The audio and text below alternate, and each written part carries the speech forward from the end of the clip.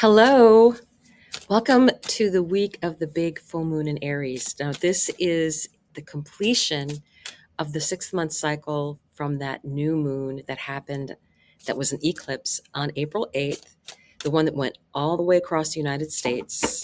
Total eclipse, big moment.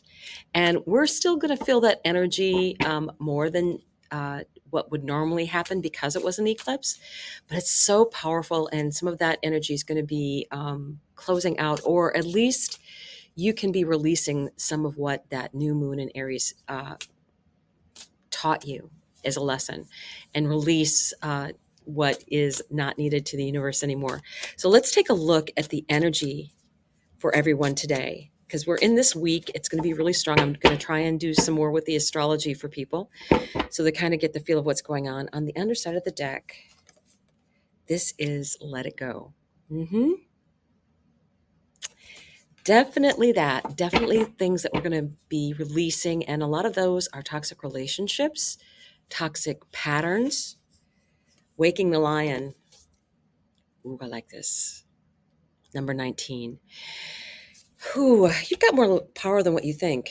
And on the underside of that, which there was a card hidden, this is Sacred Reverence. And you'll see that there's a keyhole in that heart, and the key is right below it. And I just was giving you that close up there. I want to say that there are a lot of people that have been having to hold that heart space and keep that closed because they're not able to trust in what's going on in the world around them. This is a grand symphony. A grand symphony. When you work with other people, when you do things with other people, you make such a stronger message for everyone involved. And you have to find the right tribe, though. I think that's part of this whole experience, is finding those that vibrate with us. So let's take a look at this energy. I want to get more energy out on this. Oh, they want to be shuffled a little bit more. Okay. And we have cards jumping out already. That tells me something. It tells me the cards are pretty happy to get a message out. Okay. I'm going to lay these out. I haven't seen, they just kind of fell out in a group like that. I haven't seen what they are yet. So we're going to lay these out. Ace of Wands. You are going to get a new idea. You are going to feel lit up by something specifically. And it will fall underneath this amazing Waking the Lion. That is such an amazing card. The Sun. Yes. I think this is going to have to go underneath here. Yes. Okay. Oh, wow. Five of Wands. I do like this energy. The first thing I thought of, a lot of times this can be about not working cohesively together. But to me, this is, I think the differences are what make the magic up, right?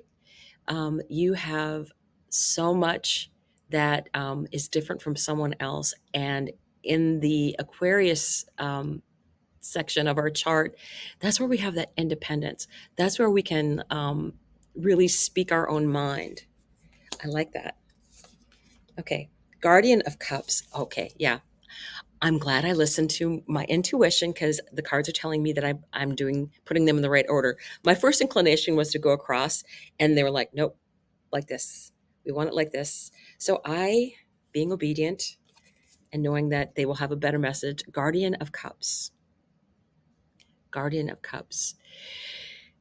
This would be saying that there's still opportunities out there, I think, for people to enjoy the journey, right? This fish is swimming along, but it's taking time to stop and smell the flowers. That's the message that I'm getting. I'm like, okay, that's kind of funny. But it's when you see, I mean, the beauty in some of the simplest things. And I think that's what this, I mean, look at this sacred reverence that's going on here, the colors that are in between. So when you appreciate what some things might be a little bit mundane, Four of Cups. So cups, cups, cups energy right here is what I'm getting. Lots of emotion. Um, I always, with this particular card, this Four of Cups, it's like it's stranded, it's stuck energy. And how are we going to fix that? How are we going to fix that? Guardian of Wands. By going out there on a limb, by believing in that spark of an idea that we had. There's so much stuck energy out there. And when you have things like the eclipse energy that's been going on, and truthfully, there's so much that's, we just had the eclipses happening here again, the new moon in Libra and the full moon in Pisces at 25 degrees. There's so much that's going on um, in this continued energetic push that we're having for everyone to realize what's really going on in their world. Um, I really feel that this is something that's speaking to all of us. And hang on just a second. Well, as I go through okay, Ace of Pentacles. So how many, we had the Ace of Wands. We had the Ace. Oh, okay, no, just the one. Because I was like, wait, how many aces do we have? This is the Ace of Pentacles. This is actually something physically starting. This can be the start of a new business. This can be the start of living somewhere new. I think that's going to be happening for a lot of people, especially over the next 6 months. That's a grand symphony. And then we have Capricorn, this Capricorn energy.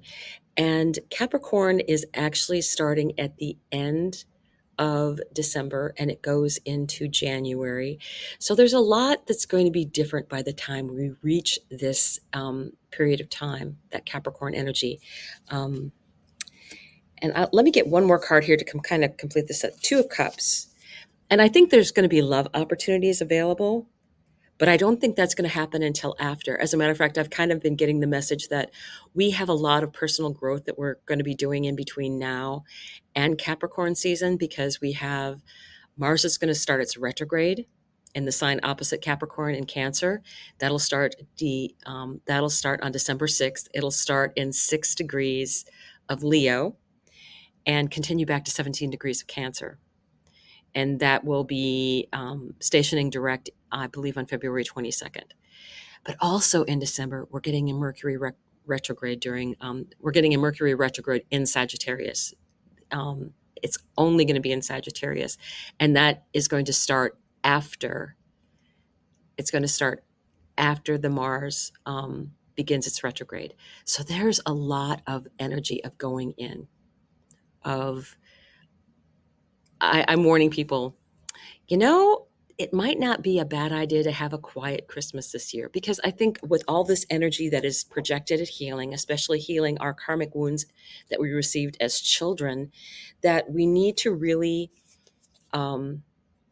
value that and give credence to it and let people realize that, we have opinions and that we matter too. And I think the best idea is just like, you know what? And I think I'm going to make a trip. I'm going to have a trip. Actually, I'm having a trip. It's been planned for a while. Not that I don't want to be with my family. I do, but there's some really fun stuff that's going to be happening on this trip I'm going on. So I'm very excited about that. And underneath the Five of Pentacles is the Let It Go. Five of Pentacles is with Let It Go, which is on the underside of the deck. What, to me, it's the Five of Pentacles usually is about not relying on a higher authority, that now you're your own higher authority. And because I felt like with any of these disasters that have been coming in, you do have help coming in from FEMA or from the government, because there's different parts of the world, the Red Cross, things like that. But who's there first always is your next door neighbor, the person down the way, the family that's close by.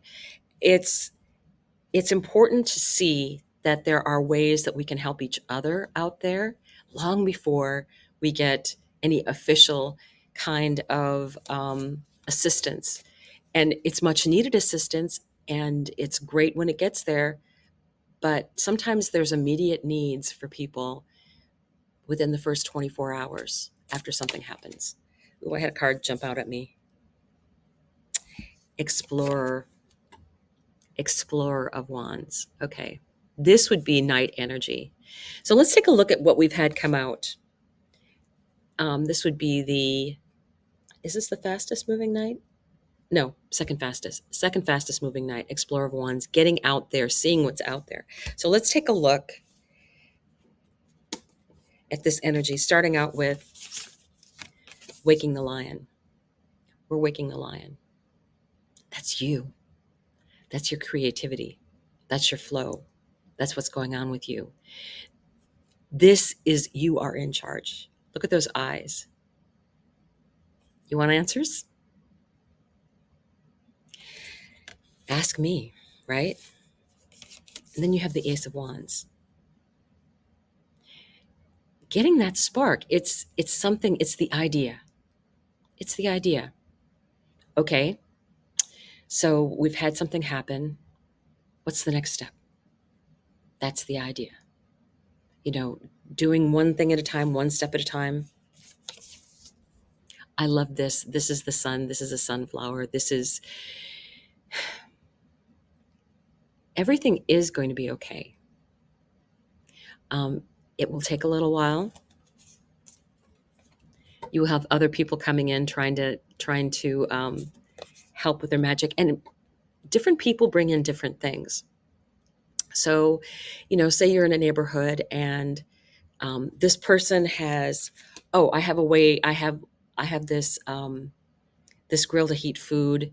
It has a little burner on it, and if you guys want, we can fix all our food together because the electricity isn't back on yet. But then we won't have anything go to waste because we can all just make a meal, and then everybody have some, and everybody gets to eat, and it's warm food, and nothing is going to waste. And then, like, say the next person over is like, you know what? I do have a generator that powers like my refrigerator and my freezer, and that's about it.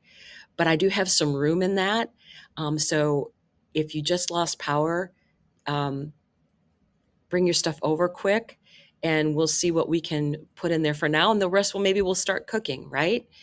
So there's different things. Somebody's like, oh, you know what? I actually have been storing up water. So let me bring some of that out for people so that they can have at least something to drink that they know that is not going to be a problem. Or I have some juice that, it might not be cold, but at least it's there. Water I love because it doesn't have to be cold. It's nice if it is, but it doesn't have to be. So having those little bit of things to offer each other, I think is an incredible gift. I think it's a very incredible gift. So what we have next, sacred reverence, sacred reverence. And I think that is inside each of us because I'm very into, I like Hecate as a asteroid goddess because for me, she's always been about crossroads, turning points, keys, unlocking hidden things, unlocking new opportunities. So what falls underneath here? Guardian of Cups. This is the King of Cups. This is someone who has a lot of emotion and is enjoying, like I said, enjoying this beautiful lotus, but they're still able to, there's just so much emotion with it, but it's like, you know what? I know that I'm feeling all this emotion, and that's okay. I have things that I have to deal with. And if I have to stop now and again to just release some of that emotion out, that's okay. Everybody needs a little bit of release, as we say. So let's take a look here. Four of Cups. To me, it's so much better to be like the flowing water than the four cups that are stranded in the middle of everything. Like it's let's work together.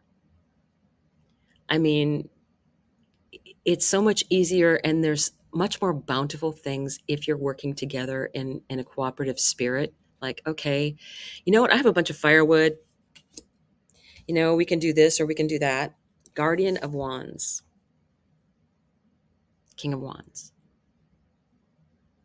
that fire element, Aries, very Aries energy, right? Guardian of Wands. And this, I like the little salamander there because it's like, he doesn't mind the heat. So you have the King of Cups, and then you have the King of Wands together in the same row underneath that heart, that sacred reverence heart space. So between the two of them, they can get a lot accomplished. And then a grand symphony. That's why I think working together is so important with everyone right now. We can each add our own notes. I think that's what this Five of Wands was saying in the first row. We each add our own magic. We each add our own notes. And then we can start something new. Ace of Pentacles is about something new in the physical world, right? It's about putting, it's about something physical coming into creation. All the other cups are about, it's the initial thought, it's the inspiration, it's the passion for it, and then it's bringing it into reality. Capricorn energy. I really think when Capricorn season comes in, we will be done with the Mercury retrograde. It will be direct, but we will also still have Mars in that last bit of, it's still going to be in Cancer at that time. So it's going to be opposite Capricorn.